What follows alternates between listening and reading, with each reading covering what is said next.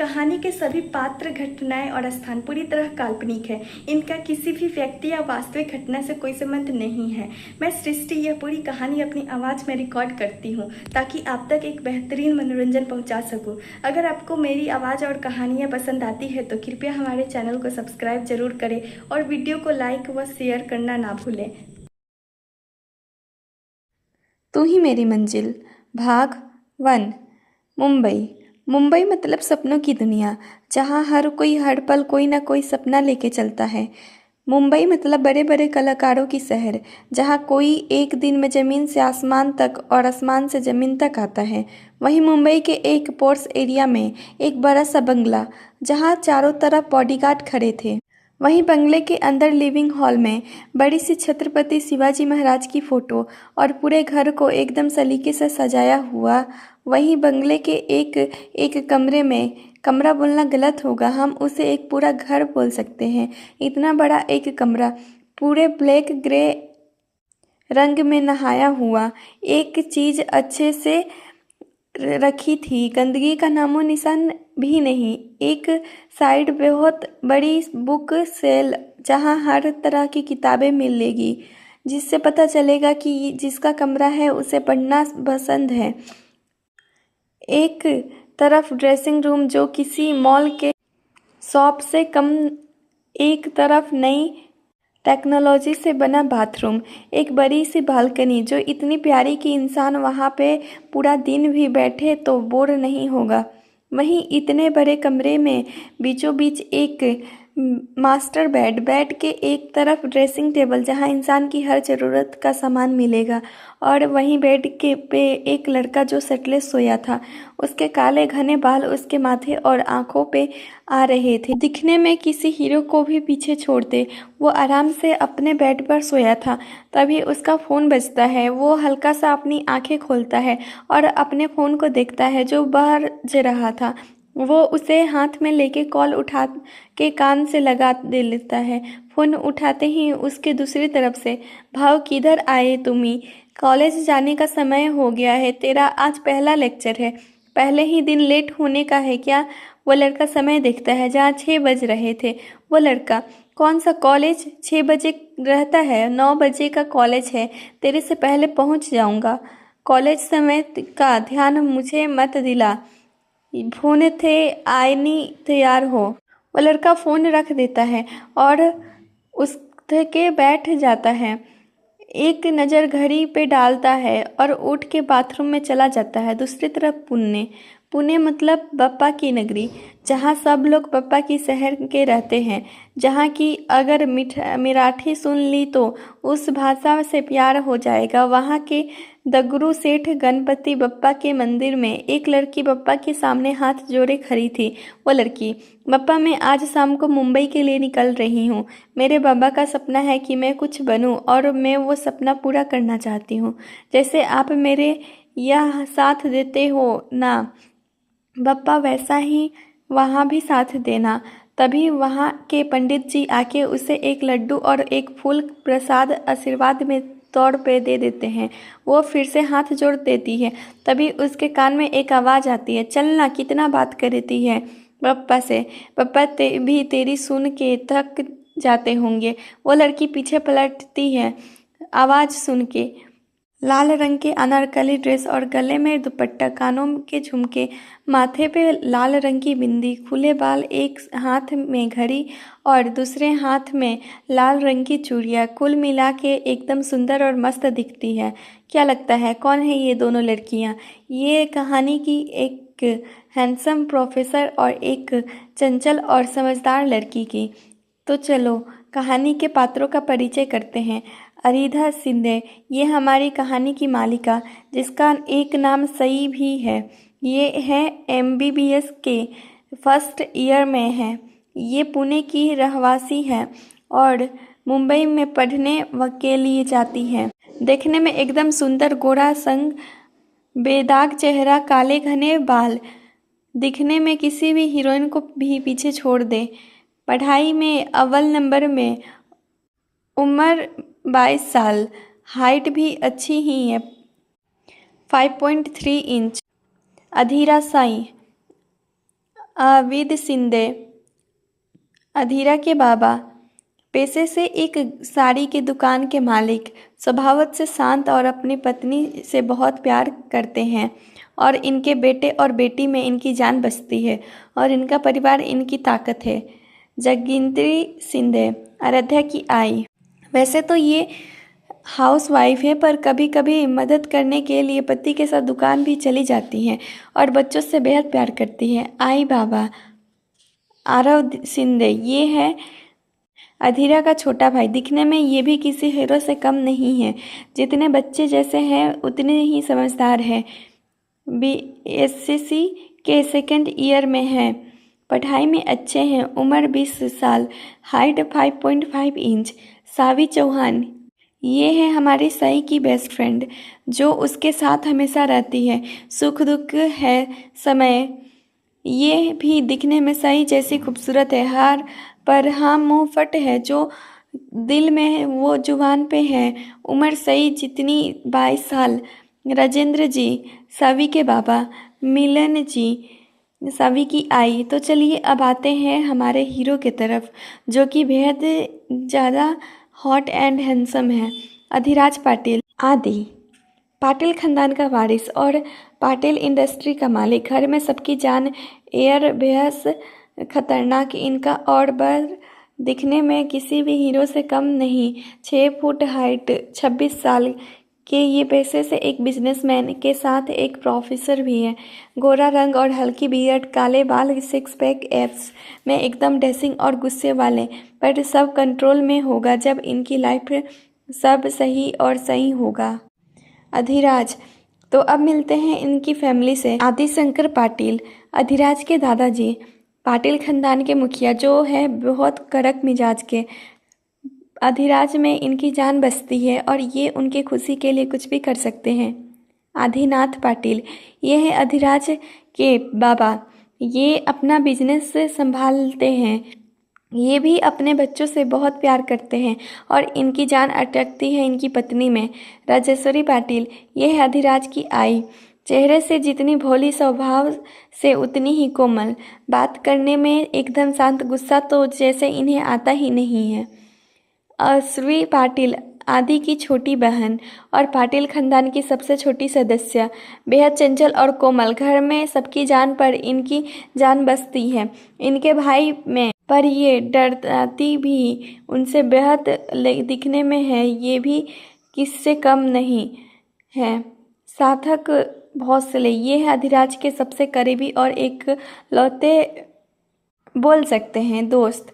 ये दिखने में अधिराज के जैसे ही हैंडसम, लड़की एक बार देख ले तो मर मिटने को तैयार। 6 फुट के ये अभी 26 साल के हैं। धीरज भोसले, सार्थक के बाबा और पेशे से एक बिजनेसमैन, पर इतनी बहुत बड़ी खेती भी है।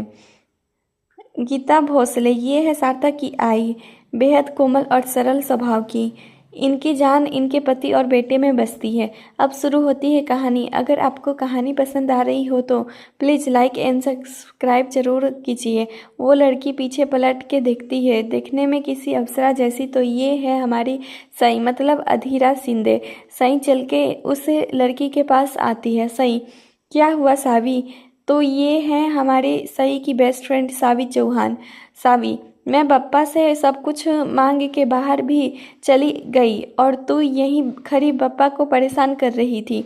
चल, शाम की ट्रेन है, हमें सामान भी लेना है और घर के जाना है। मुझे भूख भी लगी है। सही, हाँ, मैं गर्दन हिला देती है। दोनों पप्पा के सामने एक बार हाथ जोड़ते हैं और निकल जाते हैं। दोनों मार्केट से अपना अपना सामान लेते हैं और घर की तरफ निकल जाते हैं। वहीं मुंबई में वो लड़का बाथरूम से टॉवल से में बाहर आता है और ड्रेसिंग रूम में जाता है। वहाँ से ब्लैक पैंट और वाइट शर्ट में बाहर आता है। एक हाथ के घड़ी, एक हाथ में कड़ा, स्लीवलेस कोहनी तक फोल्ड की हुई, पैरों में ब्लैक जूते, बाल सलीके से सेट हुए, हल्की बियर्ड उसे एकदम हॉट और हैंडसम बना रही थी। वो अपना फ़ोन लेता है, उसमें वक्त देखता है। जहाँ 8 बज रहे थे वो अपने कमरे से बाहर निकल जाता है और सीढ़ियों से उतरते हुए नीचे आता है, जहाँ हॉल में उनके पापा अधिरानाथ पाटिल सोफे पर बैठे अखबार पढ़ रहे थे और उनके दादू अधिशंकर पाटिल बैठे अपनी चाय पीते हुए अपनी पैर की मालिश करा रहे थे, क्योंकि बढ़ती उम्र के साथ उनके पैरों में दर्द होता था, पर चेहरे से पाटिल होने का रुतबा बिल्कुल नहीं गया था। वो लड़का नीचे आता है और अपने दादू और पापा के पैर छूकर सोफे पर बैठ जाता है। दादू, तो आज से प्रोफेसर गिरी शुरू? वो लड़का, जी दादू। पापा, पता नहीं इतना बड़ा बिजनेस छोड़ के क्यों वहाँ कॉलेज में पढ़ाने जा रहा है। वो लड़का, इच्छा है मेरी और वो कॉलेज भी हमारा ही है, तो क्या हरकत है वहाँ जाने में। और मैंने कहा, ऐसा बोला कि ऑफिस छोड़ रहा हूँ, कॉलेज से ऑफिस आऊँगा सीधा। वो तीनों बात कर ही रहे थे, तभी उनके कानों में एक कोमल आवाज़ आई, आप सब की बातें हो गई तो खाना क्यों आ जाइयो। आदि बोला, आओ वरना फिर आप लेट हो जाएंगे। तीनों पीछे मुड़ के देखते हैं, एक औरत पूरी मराठी स्टाइल में रेडी होकर वहाँ पे खड़ी थी। देखने में बेहद प्यारी थी, एकदम किसी मराठी साम्राज्य की रानी की तरह, पर चेहरे पर सिर्फ कोमलता, घमंड का नामो निशान ही नहीं। वो लड़का यानी आदि, मतलब हमारी कहानी के हीरो अधिराज पाटिल, उस औरत को देख के खड़ा होता है और उसके पास जाके उनके पैर छूता है। वो औरत उसके माथे को चूम लेती है। तो ये थी राजश्री पाटिल, अधिराज की माँ। आदि, हो आई, मुझे कॉलेज जाना है। ये कहते हुए आदि के चेहरे पर कोई भाव नहीं था, वो बिना किसी भाव से सबसे बातें कर रहा था। सब डाइनिंग टेबल पे बैठे थे, सर्वेंट सबको नाश्ता देते हैं, सब बैठ के नाश्ता कर रहे थे। आदि, आश्वी कहाँ है? राजश्री जी, वो सुबह ही निकल गई, उसे कुछ काम था। बोलो। आश्वी, अधिराज की छोटी बहन, वो अभी 12वीं पास करके फर्स्ट ईयर में एडमिशन लिया है। सबको नाश्ता हो जाता है, अधिराज सबको बाय बोलो निकल जाता है, बाहर आता है, अपनी रेंज रोवर में बैठ के निकल जाता है पुणे। सई और सावी जब घर पहुंचते हैं तब 9 बज रहे थे। दोनों पड़ोसी थी, सब जब अपने घर में जाती हैं तो उनके घर पे हॉल में उनके बाबा बैठे थे और उनकी आई किचन में नाश्ता बना रही थी। वो आपके बाबा के पास आकर उनके पैर छूती है और उसके सिर पर हाथ रख उसे आशीर्वाद देते हैं। वो वहाँ से किचन में चली जाती है। अपने आई के पास सई का घर ज़्यादा बड़ा नहीं था, एक हॉल, एक किचन, नीचे उनके माँ बाबा का रूम, ऊपर 2 कमरे, एक उसका और एक उसके भाई आरव का।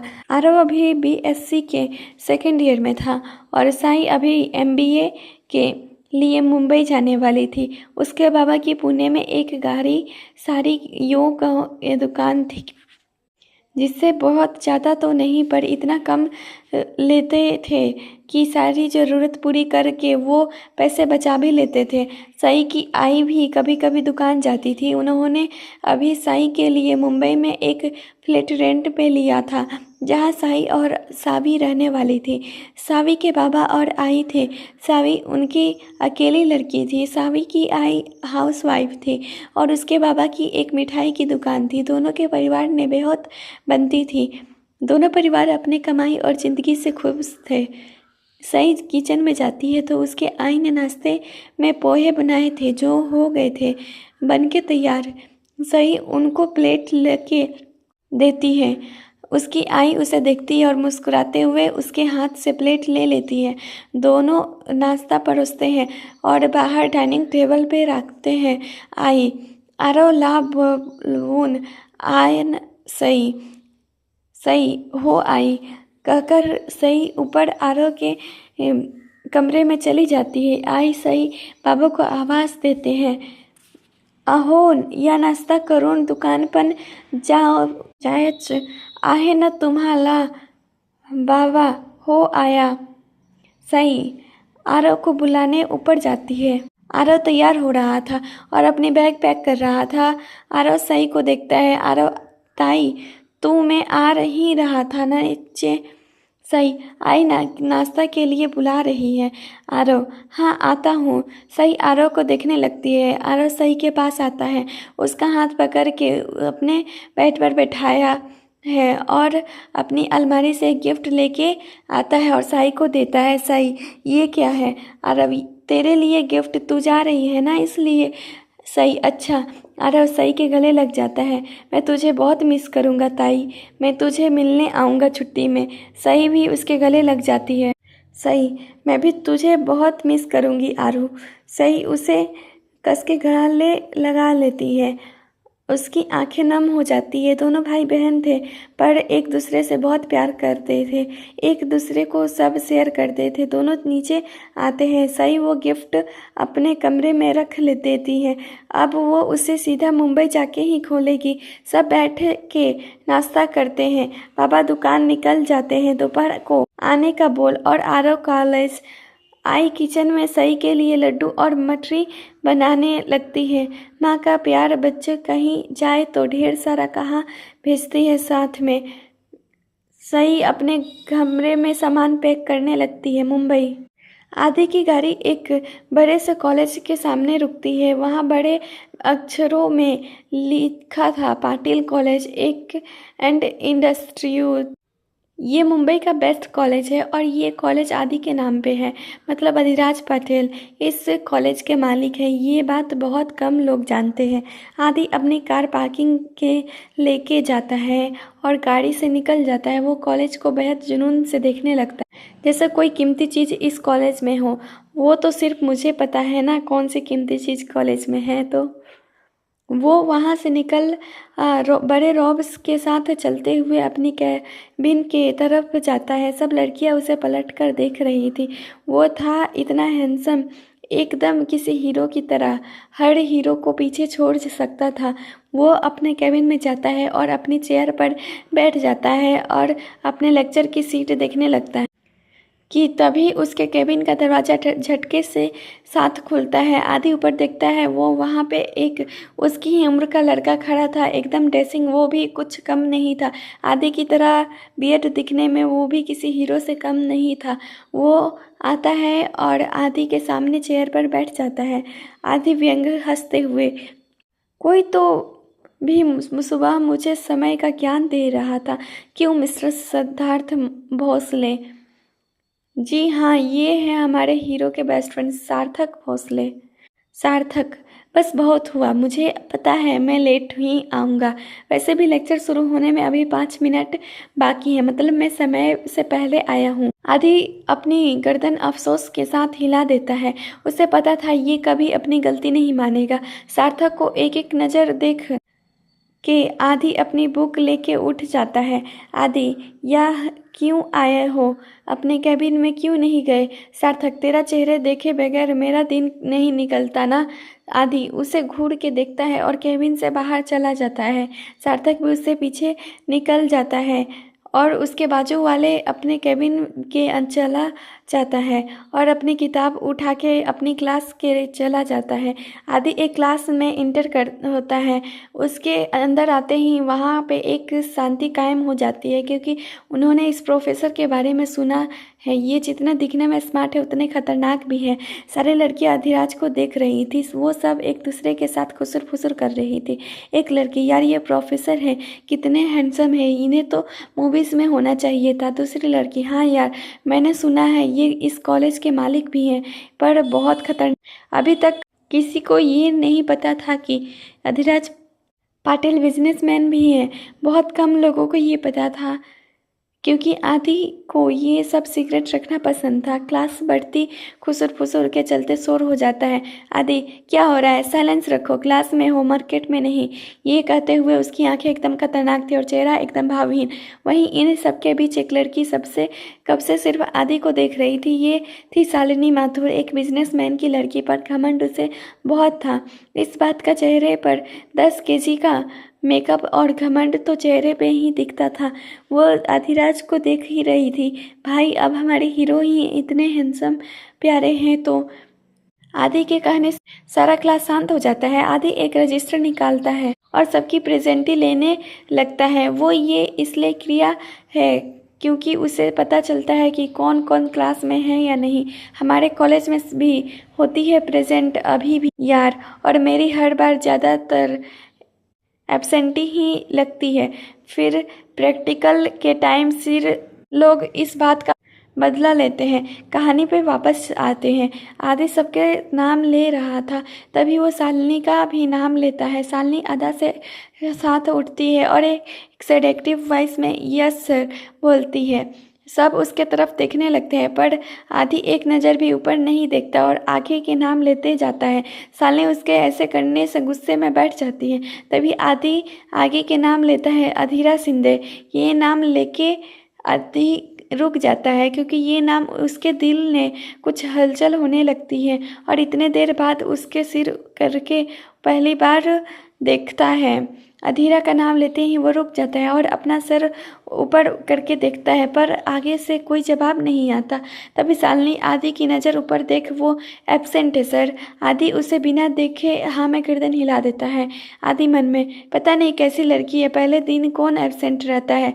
वो अपने मन के ख्याल को झटक के आगे का नाम लेता है, सावी चौहान। तभी उसे पता चलता है वो भी एब्सेंट है। जो वो प्रेजेंट खत्म कर पढ़ने लगता है। पढ़ते समय उसका चेहरा बिल्कुल एक्सप्रेशनलेस था। वो पहले दिन होने की वजह से ज़्यादा नहीं पढ़ा रहा था, बस बेसिक पढ़ाता है, इसलिए वह क्लास ख़त्म हो जाती है।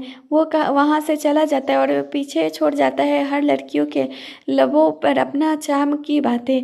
आदि अपने कैबिन में जाता है, अपने चेयर पे बैठता है, अपने दिल में हाथ रखता है, क्योंकि उसका दिल बहुत तेज़ी से धड़क रहा था। आदि, कौन है ये अधीरा शिंदे और क्या हो गया है तुझे? आदि, तुझे किसी लड़की के नाम से उतना इफेक्ट क्यों पड़ रहा है और तू क्यों बार बार सोच रहा है? आदि टेबल पे रखा पानी का गिलास उठाता है और एक झटके में पूरे पानी पी जाता है और एक गहरी सांस लेता है। पूरे दिन लेक्चर में बीत जाता है। आदि का मन बेचैन था। 4 बजे जाते हैं, छुट्टी हो जाती है। आदि वहाँ से ऑफिस चला जाता है और सार्थक भी अपने ऑफिस चला जाता है। पुणे साई और सावी घर के बाहर अपना अपना सामान लेके खड़ी थी। 5 बजे की दोनों की ट्रेन थी। दोनों अपने माँ से मिलने पापा के साथ स्टेशन के लिए निकल जाते हैं। आरव भी उनके साथ ही था। स्टेशन पहुँचने अपने प्लेटफॉर्म में जाते हैं। उनकी ट्रेन पहले से ही वहाँ पे खड़ी थी। दोनों अपना सामान ट्रेन में अपनी जगह पर रखते हैं। दोनों दरवाजे के पास अपने पापा को गले लगा लेते हैं और उनको जाने का बोल देती हैं। दोनों अपना ख्याल रखने का बोलते हैं।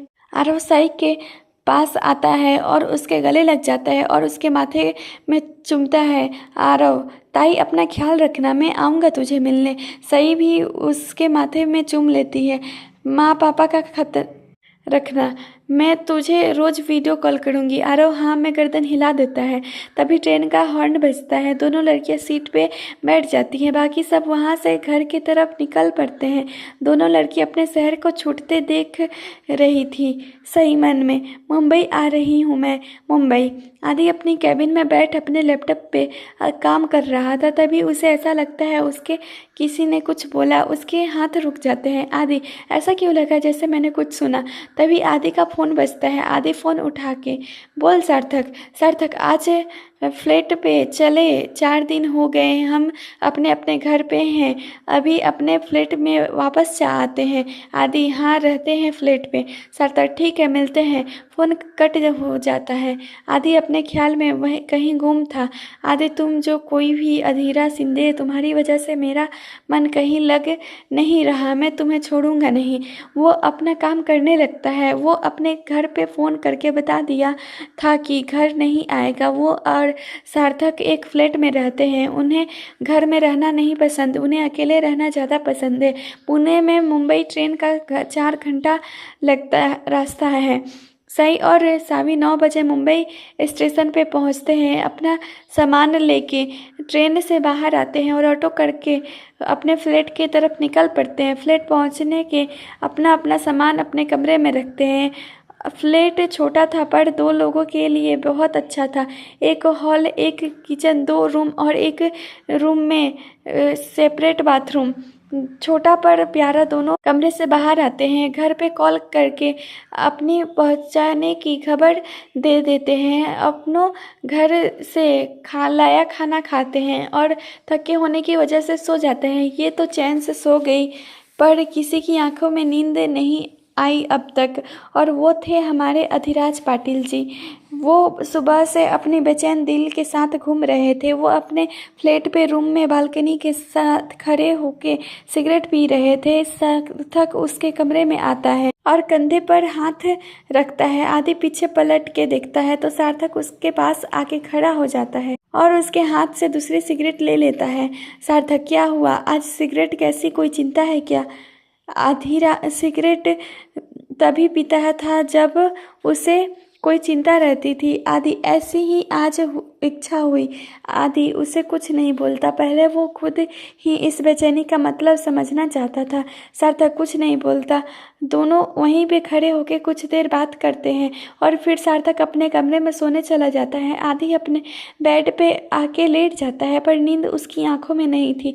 आदि कुछ गहरा सोच रहा था। ये सोचते सोचते ना जाने कौन से पहर में वो सो गया था।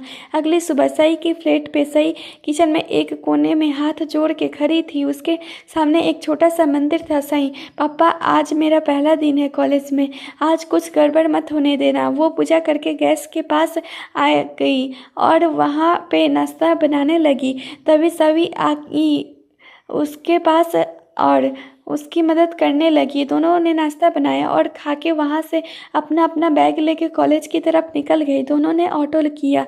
वहीं दूसरी तरफ एक रेंज रोवर में हमारे हीरो बैठे हुए थे। वो ड्राइव कर रहे थे और उसके पास सार्थक बैठा था। दोनों बात करते हुए आ रहे थे। सार्थक, आज तो तेरे क्लास के बाद ही मेरा क्लास है।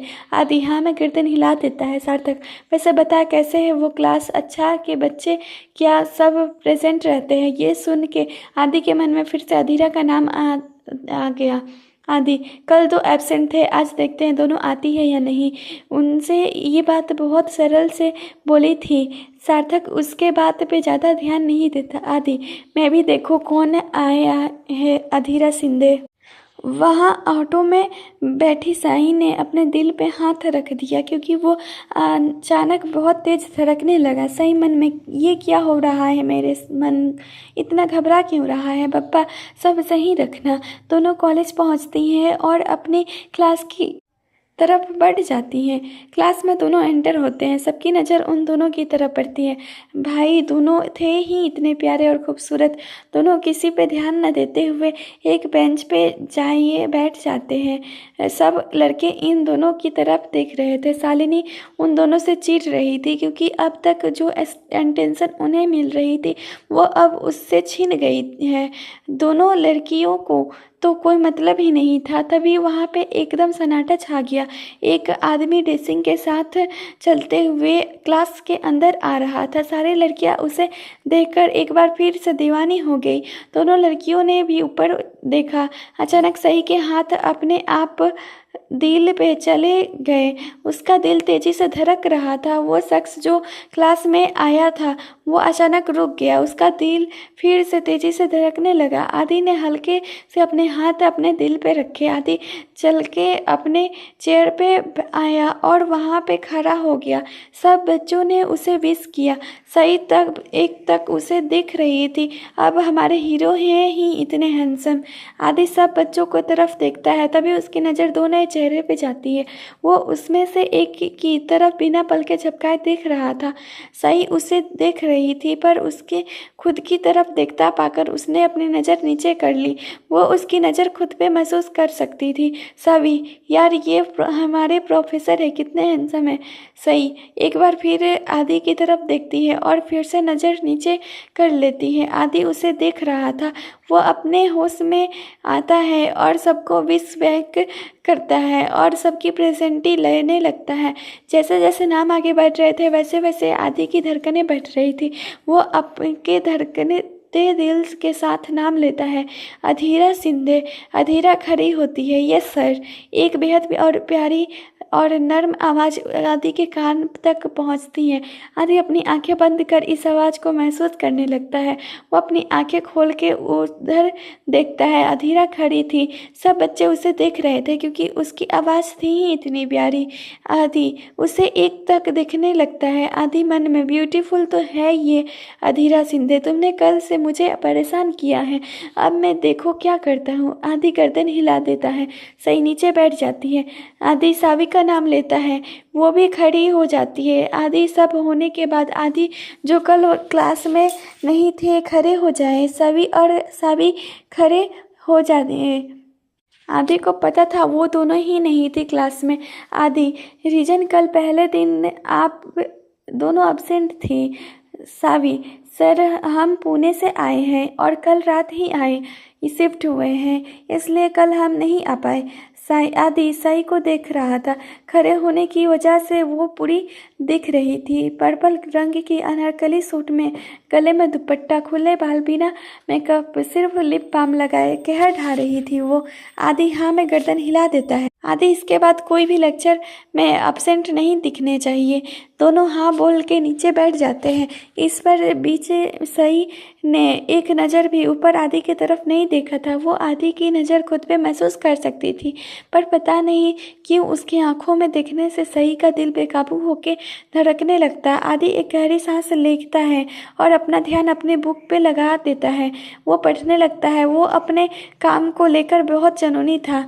थोड़ी देर में क्लास ख़त्म हो जाती है। आदि अपनी बुक लेता है और एक नज़र सई को देखता है जो सभी से बातें कर रही थी और मुस्कुरा रही थी। आदि उसे ऐसे मुस्कुराते देखता है तो उसकी धड़कन और बढ़ जाती है। वो अपने क्लास के बाहर चला जाता है। सभी रुक मैं वॉशरूम से आती हूँ। सही हाँ बोल देती है। सभी वहाँ से उठ के बाहर की तरफ जाती है। क्लास के बाहर आए ही वो किसी से टकरा जाती है और उन दोनों के सर एक दूसरे से भिड़ जाते हैं। सभी अपने सिर पर हाथ रख सहलाने लगती है, पर आगे खड़ा इंसान उसमें कहीं खो जाता है। क्या लगता है आपको, क्या होगा आगे? क्या करेंगे आदि? क्यों हो रही है दोनों की धड़कनें बेकाबू? किससे टकराई है सावी? देखते हैं आगे क्या क्या धमाके होते हैं। आगे की कहानी अगले भाग में पढ़िए। तब तक के लिए धन्यवाद। मेरे साथ ये कहानी सुनिए दोपहर 12:30 बजे और अपनी समीक्षा देना ना भूलें। चैनल पर नए हैं तो चैनल को सब्सक्राइब कर और सुनिए रोज एक नई कहानी। तब तक के लिए आप हमारी पुरानी कहानियों को भी सुन सकते हैं।